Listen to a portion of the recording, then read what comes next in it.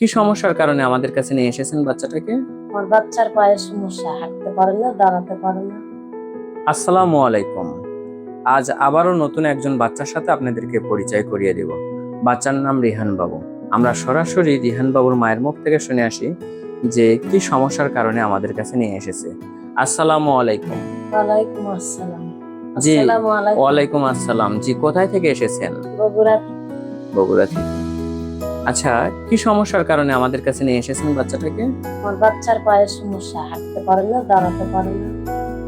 আচ্ছা আচ্ছা, বাচ্চার বয়স কত? 4 বছর 4 মাস। 4 বছর 4 মাস। দেখি বাচ্চাটাকে, দেখি রিহান বাবু। এই তো, হ্যাঁ একটু দাঁড়াও তো। আচ্ছা, পায়ের গোড়ালি উঁচু করে রাখে, তাই তো? ঠিক আছে। দেখি বাবু, তুমি একটু দাঁড়াও তো। হ্যাঁ, আঙ্গুলের উপর ভর দিয়ে কি করে থাকে দেখি। আচ্ছা রেহান বাবু, হ্যাঁ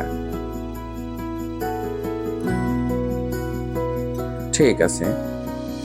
দর্শক, আপনারা সরাসরি রিহান বাবুকে দেখলেন এবং রিহান বাবুর আম্মুর মুখ থেকে শুনে আসলেন বাচ্চাটা দাঁড়াইতে পারে না এবং হাঁটতে পারে না।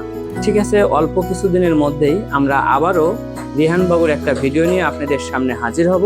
দেখব যে কতটুকু পরিবর্তন আমরা নিয়ে আসতে পারি। আজ এই পর্যন্তই সমাপ্ত। আল্লাহ হাফেজ।